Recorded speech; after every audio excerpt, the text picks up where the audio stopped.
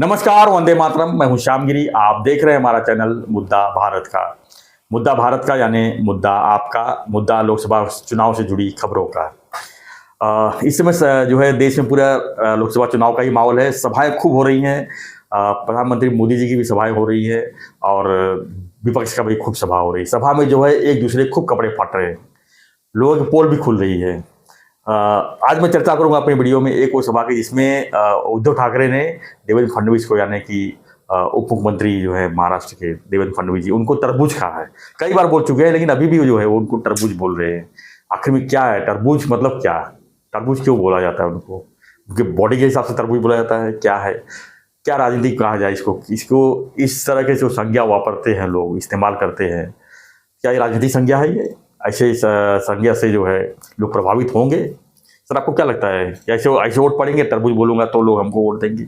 Sir कैसे है ना कि उद्धव की मति भ्रष्ट हो गई है।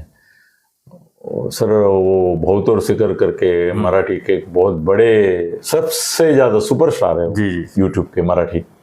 और परसों वो मिले थे, मेरे भाजपा के मित्र है समीर करके, गुरव करके, चीफ है वो, इसके प्रवक्ता भी है।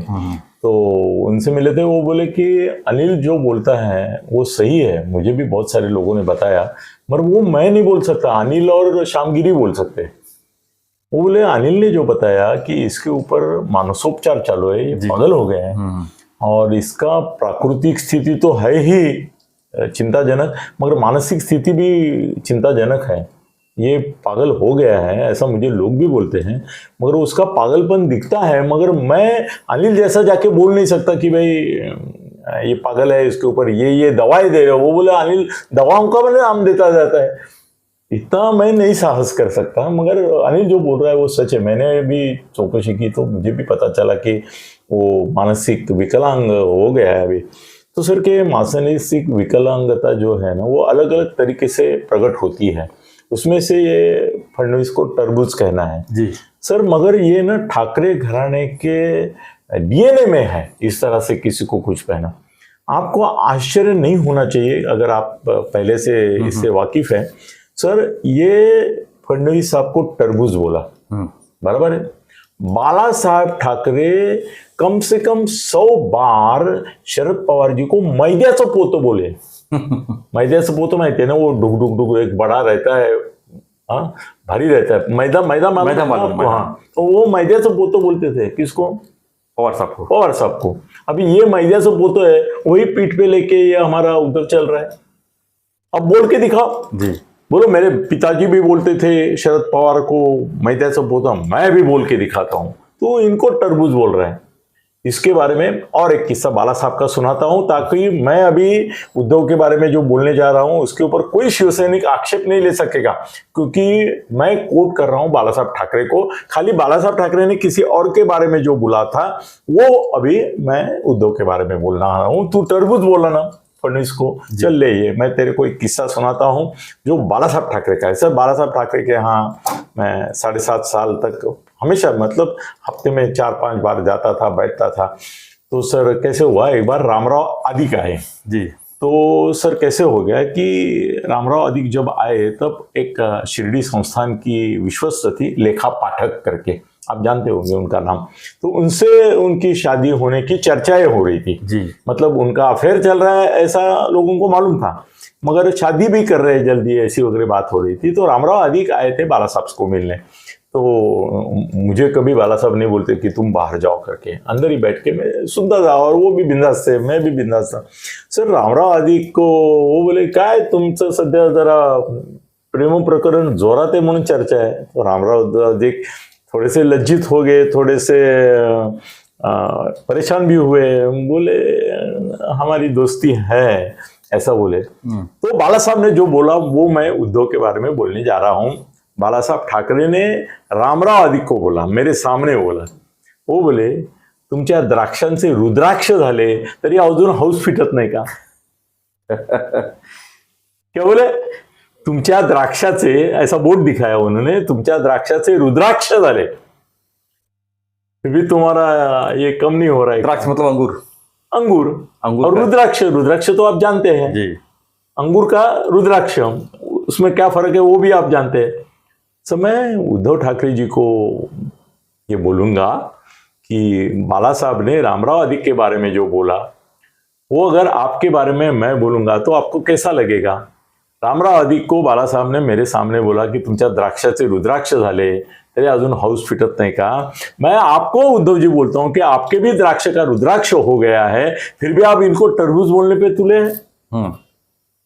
और ये बात जो है द्राक्ष का रुद्राक्ष हुआ है कि नहीं, वो आपको सिद्ध करना है, मेरे को नहीं कर रहा है। आप सिद्ध करो कि द्राक्ष का रुद्राक्ष नहीं हुआ है। क्या बात करते हैं उद्धव जी, आपको शोभा देता है क्या? शोभा देता है? आप एक नेता है महाराष्ट्र के मुख्यमंत्री रह चुके हैं, और ऐसे ये संजय को शोभा देता है? किसी को वो रेड़ा कहेगा, किसी को डुक्कर कहेगा, खुद सुअर के माफिक बिहेव करेगा, कुत्ते के माफिक ये करेगा, भौंकेगा, काटेगा, वो सब संजय को शोभा देता है। आप तरबूज बोल रहे, तो आपके पार्टी में क्या क्या है बताऊं क्या? कौन कौन से फल और भाजी सब्जी है? एक एक नेता का नाम ले लो आप, नहीं तो मैं लेता हूं, और एक एक नेताओं को एक एक सब्जी और फल का नाम देता हूं मैं। फिर आपकी मुश्किलें बढ़ेगी उद्धव जी। और आपके बारे में आपके ही सहकारी किस चीज की उपमा देते हैं वो आप जानते हैं क्या? जानते हैं? आपको नासलेला कांदा, इनकी पार्टी का आदमी बोलता है इनको, हा सडलेला कांदा आहे, याच्या डोक्यात कांदे भरलेत आणि ते कांदे पण सडलेले आहेत, या ऐसा इसका ये बोला है। सर देखो, एकनाथ जी उनकी पार्टी से निकले, मगर बाहर पड़ने के बाद ये तरबूज खरबूज हाँ ऐसा कभी बोले नहीं। सर मैं पहला आदमी हूं जिसने बात की कि भाई आपके द्राक्ष के रुद्राक्ष हो गए, इसका तो ख्याल करो, ये ऐसी उपमाएं मत दो। कल अगर फडणवीस बोलेंगे नहीं वो सर, मैंने उनको मैसेज भेजा है कि जो आदमी का द्राक्ष रुद्राक्ष बन गया है वो आपको तरबूज कर रहा है, आप सीधा बोल दो। मगर वो उनकी नीति नहीं है, वो संस्कृति नहीं है उनकी, मेरी कोई संस्कृति ही नहीं है। तो मैं बोल सकता हूं। तो सर कैसे है ना, बहुत सारे फल बाकी है, बहुत सारे जानवर बाकी है, इनके इर्द गिर्द जो बैठे हैं उनको वो उपमा मैं दे सकता हूं, मगर अभी मैं इसलिए नहीं दे रहा हूं सर, क्योंकि एक बड़ा गौप्यस्फोट अगर एकनाथ जी ने नहीं किया तो मैं आज एकनाथ जी को मैं आप समझो इशारा दे रहा हूं या धमकी अरे दोस्त है सर, परसों एकनाथ जी ने ये बड़ा गौप्यस्फोट है सर, मगर मैं आज नहीं इसलिए कर रहा हूं क्योंकि वो उसके कॉपीराइट नहीं, उसके कॉपीराइट जो है ना वो अभी एकनाथ जी के पास है, और वो कॉपीराइट उन्होंने खुले नहीं किया है, मेरे लिए भी नहीं किया है, जबकि मुझे मालूम है। देता हूँ ना सर, देता हूँ ना, अरे वो मैं आगे पीछे नहीं करता हूँ। ये तरबूज बोलने वाले का तरबूज का कलिंगड़ और ये है ना, वो मैं ही फोड़ सकता हूँ सर। कैसे है ना कि एकनाथ जी परसों क्या बोले कि इनके 200 एकड़ जमीन के ऊपर IT ने ये करके शिकंजा करके जब्त की है, और 800 करोड़ का प्रोजेक्ट था लखनऊ में। हाँ, लखनऊ अयोध्या का जो है आपका। तो उस समय वो बोले मुझे और बहुत कुछ मालूम है, मैंने अगर मुंह खोला और लंदन में क्या स्कैंडल हुआ था, लंदन में क्या स्कैंडल हुआ था इसके बारे में बताऊंगा तो मुश्किल होगी, इतना बोल के वो रुक गए। हाँ।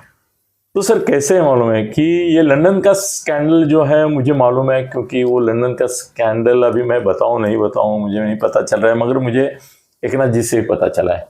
क्या है? जरूर रुको सर, मुझे मालूम है, उनसे ही पता चला है। मैं सर बोलूं, एकनाथ जी अगर वो लंदन का स्कैंडल बोल देते हैं जो आदित्य के बारे में है, तो वो आदित्य को पब्लिक में आना छोड़ो, बाथरूम में भी रुकना मुश्किल हो जाएगा, उसको बाथरूम में जाके छिपना पड़ेगा। शिंदे साहब को ही बोलने दीजिए, जान दीजिए। सर ऐसा है कि शिंदे साहब को मैं बोलता हूँ जल्दी बोल दो, आप बोल दो, इलेक्शन के ये कैंपेन में ही आप बोल दो लंदन में क्या हुआ था, क्योंकि मैं आज बोलूंगा ना तो सर शिंदे साहब भी नाराज हो जाएंगे, वो बोलेंगे अनिल जी ये प्राइवेट बात थी, आपने मुझे वचन दिया है कि जो ऑफ द रिकॉर्ड रहेगा वो ऑफ द रिकॉर्ड रहेगा, ऑन द रिकॉर्ड आप कभी नहीं लाना है। सर मैं संजय से ये करके क्या बोलते हैं बोल देता हूँ कभी कभी, उसका ऑफ द रिकॉर्ड भी ऑन द रिकॉर्ड। और ये लंदन का स्कैंडल जो है ना वो क्या है ना, जितना बड़ा स्कैंडल उतना बड़ा आदमी भी वो बोलेगा तो उसको विश्वास नहीं आते हैं। मैं बोलूंगा तो सर किसी चैनल पे नहीं आएगा, किधर नहीं, अपने वीडियो तक सीमित रहेगा। लंदन स्कैंडल, इतना बड़ा स्कैंडल होते हुए भी। और शिंदे साहब अगर बोलते हैं लंदन स्कैंडल के बारे में आदित्य के, तो सर वो हेडलाइन हो जाएगी, हेडलाइन बनेगी जी। तो मैं चाहता हूँ हेडलाइन बने उसका आप डिटेल में बताइए। हाँ, वो फिर शिंदे साहब ने जहाँ पे उसका धागा छोड़ा वो धागा करके हम आगे जाएंगे जी। मगर तो याद रखो आप उद्धव जी, आपके भी कितने स्कैंडल बाकी हैं अभी बाहर आने। सर उद्धव की हताशा और हतबलता का भी कोई एक चीज है नहीं। आज सर उसने तरबूज बोला ना, उसके लिए ये इतना काफी हो गया कि द्राक्ष रुद्राक्ष तक सीमित किया मैंने। मगर ज्यादा आप बोलेंगे तो एकनाथ जी मुंह खोलेंगे तो आपकी मुश्किलें बढ़ेगी। फडणवीस साहब भी मुंह खोलते हैं ना, तो क्या है ना, वो तरबूज खरबूज और ये कलिंगड़ वगैरह वो ऐसा बोलने के लिए उन्होंने बोल दिया कि भाई, उन्होंने तो हमारा एक सलाह भी सुन ली। हमने बोला था संजय के बारे में आप बोलो मत, उसको आप जिस दिन जवाब देना बंद करेंगे उसको सवाल पूछना पत्रकार बंद करेंगे जी। सर कल फडणवीस ने उसका भी पालन किया। मैंने उनको मैसेज भी भेजा था, आपने वीडियो भी भेजता हूँ। कल उन्होंने जब संजय के बारे में सवाल पूछा गया तो वो बोले अशा बड़बड्या माणसांना मी उत्तर देऊ इच्छित नाही, मतलब उसको निग्लेक्ट कर दिया। सर जिस दिन फडणवीस, शिंदे, अजित दादा, संजय सिरसाट ये सब संजय को जवाब नहीं देंगे, नीतीश राणे, उस दिन से संजय का 9 बजे का कॉन्फ्रेंस बंद हो जाएगा। वो जीता है क्योंकि ये बोलते हैं। यस। तो प्रसाद लाड से लेके सबको, बीजेपी वालों को, वक्ता नेता प्रवक्ताओं को, शिंदे साहब के सबको बोलना चाहिए कि भाई संजय का दखल ही मत लेना। संजय के बारे में कुछ बोलोगे तो आपके ऊपर शिस्त भंग की कार्रवाई की जाएगी। ऐसा किया तो संजय का ये 9 बजे का तमाशा बंद हो जाएगा। अभी फडणवीस ने कल बोल दिया कि मैं नहीं बोलूंगा। वैसे ही है फडणवीस की, वो टरबूज बोला ना तो उन्होंने बोला की कोणी काही बडबड करतात मी त्याच्याकडे लक्ष देत नाही। उनका बड़प्पन है, होना भी चाहिए, बड़प्पन है उनका। मगर जिस दिन उनको मैं लिस्ट भेजूंगा शायद कि भाई इसके मंत्रिमंडल में, इसके सहकारियों में कौन से फल है, वो भी आपको भेजता हूँ। वो बोलेंगे नहीं, मगर वो नीतीश राणे को बोल सकते हैं जी, नीतीश राणे को आगे करके। मगर सर उनकी वो संस्कृति नहीं। मैंने एक बार इनका एक घर का ही लफड़ा बहुत डिटेल में बताने गया उनको, तो वो बोले कि अनिल जी प्लीज, वो उनका घर का मामला है, कौटुंबिक मामला है, उसमें क्या गलत क्या सही इसका निर्णय हम लोग नहीं करेंगे, और आप इसके बारे में आगे बताओ भी मुझे। तुमने हेडलाइन ही बता दिया, उसमें मुझे मालूम हो गया कि आप क्या बताने जा रहे हैं। वो ऐसा मत करो, किसी के फैमिली और गृह इसके बारे में हम नहीं बोलेंगे। सो उन्होंने मना किया। वो है फडणवीस और ये उनको तरबूज बोलता है। सर छोड़ो, ठीक है सर। तो आपको मैं जानकारी दे दूं कि थत्ते साहब आज जो है जिस कपड़े में बैठे हुए हैं, मैं उनसे पूछा तो उनको थोड़ा सा प्रॉब्लम है पीठ का, जिसकी वजह से कपड़ा, हाँ, कुछ ज्यादा बड़ा प्रॉब्लेम नहीं। आपको लगेगा कुछ हुआ है क्या, ते घामोळं म्हणतो ना आपण मराठीमध्ये, ते घामोळं एवढं जोरामध्ये झालंय माझ्या पाठीला, आणि माझी चूक अशी झाली की ते घामोळं मी असं करून हे केलं। आता आज सगळे स्किन स्पेशलिस्टकडे जाऊन आलो, त्यांनी सांगितलं एक सुथॉल म्हणून येतं आणि एक त्या मला वाटतं सिटॅपेल काहीतरी कंपनीचं एक घामोळ्यावरच औषध आलेलं आहे, तर ते आता मी लावलं आहे, पण मला पाठ पण टेकता येत नाही, इतकी हालत झाली आहे। म्हणून मी, तुम्हाला वाटेल काय आज हिंदू धर्माचं काहीतरी करायला बसतोय, पूजा अर्चा काय वगैरे, आता ते घामोळं आलंय, ते झालं चिडचिड झालंय म्हणून मी बसलोय। मतलब कपड़ा पहन ही नहीं सकते, लेकिन फिर भी नीचे पहना है नीचे चड्डी पहनी है, ऊपर ही गाली नहीं है। चलो ठीक है। तो लोकसभा चुनाव से जुड़ी खबरों के लिए बने रहिए हमारे साथ, देखते रहिए हमारा चैनल मुद्दा भारत का। चैनल को लाइक शेयर और सब्सक्राइब जरूर कीजिए। और चुनाव से जुड़ी हुई अंदर की खबरें जो है, मैं दावा करता हूँ कोई नहीं बता सकता जो थत्ते साहब बताते हैं, इसलिए जो है हम बताते हैं। तो हम जो है रोज जो है नए नए वीडियो साथ आपके साथ रूबरू जरूर होते हैं, लेकिन इसके लिए हमारा रिक्वेस्ट है चैनल को ज्यादा से ज्यादा संख्या में। और मेरा अनिल गगन थत्ते पे कल 20 थे, आज 26 है वीडियो, आप वो भी देखा करो, मराठी वीडियो। मेरे को कोई सब्सक्रिप्शन अभी तक नहीं आ रहा है, करो, देखो, मेरी इच्छा है मराठी में देखो। धन्यवाद। धन्यवाद। जय हिंद, जय महाराष्ट्र, जय श्री राम।